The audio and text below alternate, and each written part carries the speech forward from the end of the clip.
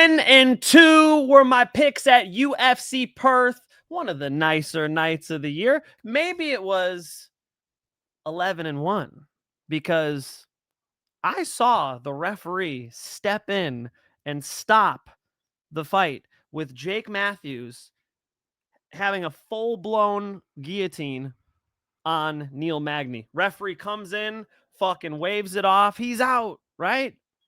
Then they just start again in the next round. That was one of the most bizarre mishaps I've ever seen. How are you going to restart a fight that's already stopped? I think Jake Matthews' team was completely within their rights to be like, you just stopped the fight. We're done today. You waved off this fight. The contest was over. But they carry on, and Neil Magny has this, Neil Magny style comeback. I mean, I got to give Neil Magny a little love here because it was shocking to see, but after it was over, it wasn't as shocking. It's like Neil Magny is just this survivor man. He's done this a couple times in his career, and he fucking does it to Jake Matthews in a crazy one. I heard at the post-fight press conference that there's some talk about them overturning this to a no contest. I think Premium Channel would like that since parlay of the night was Navajo, Stirling, and Jake Matthews. They ended up getting Colby Thicknesse's dog of the week. That was nice. Congrats to Free Channel. Gave out Tom Nolan, who took care of business. We'll break down these fights one by one. Let's start at the top before we get to all that shit. All right? Dominick Reyes gets slept in the first round by Carlos Ulberg. Carlos Ulberg has this patient style where he doesn't take crazy risk. He kind of bounces on his toes on the outside, stays pretty slick, pretty damn hard to hit. And so the fight was going exactly, as I thought it would with his patient style and Dominick Reyes not really being able to close the distance. You saw Reyes getting a little frustrated. I mean, it looked like Dominick Reyes a couple times would miss and be like, take a little breath, It was like, yeah, you're not nearly as fast or as slick as this guy, And something I was saying, on the full card predictions show on Friday was that, people kind of forget about the chinniness of Dominick Reyes. Well, we saw it. Boom. One big shot from Carlos Ulberg rocks Dominick Reyes, and then he just puts him out right after that. Vicious knockout. I was thinking the fight was going to go long. That was not the case. But, after watching it, it's like, this is not Jan Blachowicz, Jan Blachowicz is a more durable guy than a Dominick Reyes. But let me dunk on people who are on Dominick Reyes. How many of you in the fucking comments section were on Dominick Reyes? I looked at polls. The UFC puts out polls. It was like 60, 70% picking Dominick Reyes. Now those are always bullshit. Usually the poll people are answering like who they want to win. I understand that. But there were a lot of people claiming to be betting on Dominick Reyes. Why would you do that? What were you doing that for? He's not likely to win that fight. I mean, Carlos Ulberg is much like the way Dominick Reyes is knocking people out is when you run at him like a moron. Not trying to dunk on Nikita Krylov or anybody, but if you just run at the dude with your head down, yeah, he's going to put you the fuck out. Right hand, left hook, slip the head off the center line. He's got some combinations. He hits pads. You guys saw the training footage. He's in like a fucking garage. There's like bicycles everywhere. He's hitting pads all the time. That's what he's good at, man. He's got like 5 combos that he throws fast on the pads, and he can hit you hard. Okay? He's better than that. But against, a very talented, rangy striker with good timing who doesn't take risks like that, no, you had to go Ulberg. Ulberg ended up, being a real lock here. It's too bad the odds were a little too wide to actually lock him, to give him out as a bet. But, he's a nice parlay piece for anybody who hit it. It was a confident pick. I gave it out in most confident early in the week. So congrats to Mr. Ulberg. Who does not want to see Carlos Ulberg challenge for the title, whether it be Poatan or whether it be Ankalaev? First off, Poatan versus Carlos Ulberg, I'm trying to be there live. That shit sounds fantastic. And then, he's a real test for Ankalaev. I mean, Ankalaev is not as good at striking as a Carlos Ulberg, especially the stylistic matchup I like, because Carlos Ulberg could keep range a little bit. He doesn't have to blitz you all the time. And, his takedown defenses looked pretty sharp. City Kickboxing might have a future champ here. City Kickboxing might have a future champ in the great and powerful Carlos Ulberg. I was impressed with the performance. I'm sure you were too. Jimmy Crute beats Ivan Erslan. Smart money was on Ivan Erslan. I did not understand it. I don't get it. We're betting on Ivan Erslan. For what? He's not good at fighting. And Jimmy Crute, as hot and cold as he is, he's better on the ground, obviously, than Ivan Erslan. And on the feet, he's fucking capable too. Nice submission win for Jimmy Crute. Was able to strangle him. I'm not surprised. Jack Jenkins, best Ramon Taveras, even took him down. I thought Jack Jenkins, showed his improving wrestling and grappling in this fight. And wasn't able to do a ton to Ramon Taveras, but I think the Orthodox Southpaw matchup was partially why. And, Taveras is a tough motherfucker. So wins by decision. I ended up going with Jack, so happy to have that one.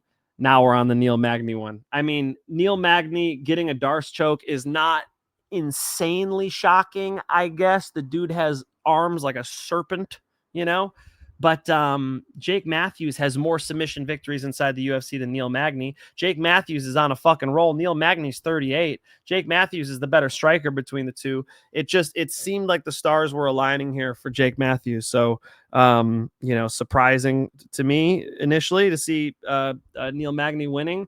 I don't imagine Neil Magny getting, a title shot or something. I don't. But can he beat guys at this, middle of the division in the UFC? Yes, he can.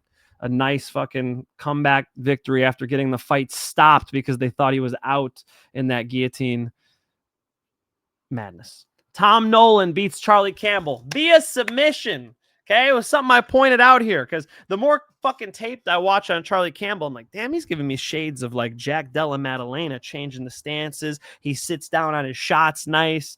I'm like, this guy's kind of impressive, but he doesn't have the ground game. And Tom Nolan, he had the Slava Claus fight, and I think that helped him. He's like fighting guys back to back who he's better at wrestling and grappling than. It helps him impose that on his opponents, and he was able to get the submission victory. Very fucking nice, choking out Charlie Campbell. Shout out to Free Channel for getting the dub. Navajo Stirling bests Rodolfo Bellato. I'm not surprised, motherfuckers. I'm not surprised. Part of the parlay, Navajo Stirling, very fucking solid. I didn't think he was as mobile as he could have been. You don't have to stand with Bellato that much, but he felt comfortable doing it. He felt comfortable exchanging with Bellato, took him down. He made Bellato look pretty slow out there, and he didn't really seem to be nervous about anything Bellato had. Some of you guys on Bellato too. That was another one I was arguing with you guys throughout the week. Navajo Stirling's legit. All right. Show some goddamn respect. Navajo Stirling's legit. Nice dub over a decent striker. Cam Rowston taking out Andre Petroski. Should have bet on it. I knew it. I should have bet on it. He was a sizable dog, Cam Rowston. My boy Kevin texted me. Fuck did he say to me? He was like, bro, why aren't you on Petroski? What's going on? Why did you move off Petroski? You literally hit it on the nail. He's going to park the bus in half guard. I said, man, his striking is trash. His striking is not good. And that's the issue. So Cam Rowston just had to do his thing. He's fucking as tall as a skyscraper, had to let his hands go, let his legs go a little bit. And, Andre Petroski, it wasn't the best. Like, his reaction to getting hurt was bad too, very first round, dropping shots on Petroski's head. Man, did not look good, so Cam Rowston, huge W. Petroski is very strong and good in top position. I just didn't think he could get there. And sure enough, he didn't. Solid dog win there by Cam Rowston. Jamie Mullarkey bests Rolando Bedoya. It was only one of two that I had wrong. was this one. Jamie Mullarkey's able to get done. Not like I touched it or bet on it or anything. I thought it was an interesting fight, close fight. Jamie Mullarkey pulls through with the decision. I got no hate. Colby, Thicknesse, coming through with the fucking dog W. Now, his wrestling is not great. Okay. It's a little sweaty of a performance, but I gave out Colby Thicknesse as dog of the week in premium channel. Congrats to everybody who cashed it. He was plus 130, and that didn't make sense to me because Josias Musasa is bankrupt on the ground. His grappling, especially on his back, is bad, right? And I picked his name Carlos Vera over him before. He was even a bigger dog. Yep, he was even a bigger dog. Minus 800, bro. He was a minus 800 favorite over this Carlos Vera character, and bet against him there. That worked out nicely. Bet against him here, too. Sorry, Musasa. Fading you, bro. You got a little bit of power on the feet. People like the Muay Thai, I guess, is why they keep making you a favorite. But, you got to be an MMA fighter in the UFC. Now, I told you about the wrestling with Colby Thicknesse. Let me complete this dunk. Colby Thicknesse does not chain wrestle. Chain wrestle. He needs to continue wrestling. When he shoots in and tries to get a double leg and Josias Musasa sprawls back, predictably, we assume they're going to sprawl, right? Then he could come up on a body lock, right? He sprawls. He comes up on a high, brings a single up, jacks the knee up high, gets him bouncing around on one foot, right? They're going to fucking sprawl. Okay, come up on a body lock, right? He did that once or twice, I think. He ended up coming up with a clinch like one. Those like the 2 times he got takedowns. He actually fucking used the clinch and tripped. Really despicably bad chain wrestling. He was like 2 for fucking 16 on the takedown attempts. I don't know, some ridiculous number. The 2's all he needed. Isn't that crazy? All he needed was those 2. He won the first round and the third round just by getting on top and grounding and pounding, since this guy is trash on the ground, So Colby Thicknesse, he looked, very gun shy. Maybe that's the nicest way to say it, It was very not a lot of confidence in his striking, He's kind of shying away, moving away. Reminded me of fucking Michael Chiesa against Tony Ferguson. What are you so nervous about, man? Go get in there. Go exchange with this guy. As soon as he plants his feet and throws, shoot. As soon as he sprawls, climb up on the body lock, finish a single. Change angles on the double. Come in on the straight double, and then fucking step around the outside. Get your head up in the fucking ribs, up in the armpit. Drive this guy over. Get your hips underneath you. Pick him up. No. It's just always flat shot, boom, sprawl, back up. On the fence, his takedowns weren't good. I don't know if I'll be betting on Colby Thicknesse in the future. I'm glad he got it done against Josias Musasa, delivered some money for us. Michelle Montague defeats Luana Carolina. I had the bet in the app. I had the money in the app for over 2.5 on this one. It was plus money. Because I was like, you know what? I don't think she'll finish Luana Carolina. I think she'll get on top, but I don't think she'll finish her. Ends up going to the decision, of course. Michelle Montague, better grappling than Luana Carolina. That was the story of the fight. Got up-kicked pretty gnarly from Luana Carolina, even though it seemed like her knee was kind of off the mat. But, they took a point away and then restarted them on the feet for some reason. Can she have her position back? Ref, you didn't have a position. Okay, she was on her back and I wasn't. Can we do that at least? The fuck?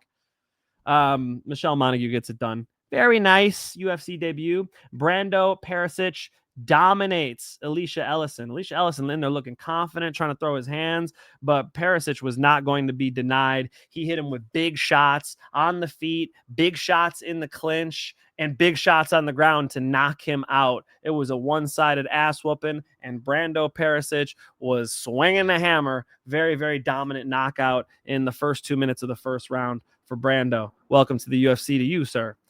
And Alexia Tayanara getting it done against Loma Lookboonmee. The takedowns mattered, right? Loma Lookboonmee's got nice striking. I love that. She was hanging on to the clinch. Tayanara was trying to pull her arm out. And then as soon as she let it go, she sends a head kick upstairs and just clips Tayanara with it. It was sick. Didn't do a whole lot to Tayanara, but it was cool. You know, Luke Bume's got nice Muay Thai, kind of catch and return Muay Thai. It's very nice, but her grappling was the issue. It's the reason why I picked Alexia Tayanara, and she comes through with it. So we'll go 10-2 on the nights. Pretty damn good night. A Bix, if I do say so myself. Let's kill this fucking pay-per-view. You know, we got Poatan throwing down for the fans in the stands against Ankalaev in the rematch. You know, there's these rumors that Poatan's heavy, and you know, he's 20 something pounds, 25 pounds over the limit. He's coming in fat. Is he hurt? Like, I don't see any of that, right? He looks good to me in any videos I've seen him in, you know, coming up to fight week here. So I'm going to do a little bit of a dive on that fight tonight, look at it, and, you know, give you guys my prediction tomorrow. Okay. All right. 5 most confident tomorrow night. I'll see you back on the channel. I appreciate all you being here. If you want to bet with us, DM at Mike Finch Show on Instagram. My guy T will get you in there. We had some wild shit these past couple weeks. I mean, if it's not fucking a stopped fight that ends up, you know, getting restarted with Neil Magny beating Jake Matthews, fucking insane. Zhang getting knocked out by Johnny Walker. Like, we've been having some banana peel crazy shit go on, but you know, I think the fundamentals are there, and that means we'll get back to winning. DM at Mike Finch Show on Instagram if you want to see the bets. Until next time, it's peace and love.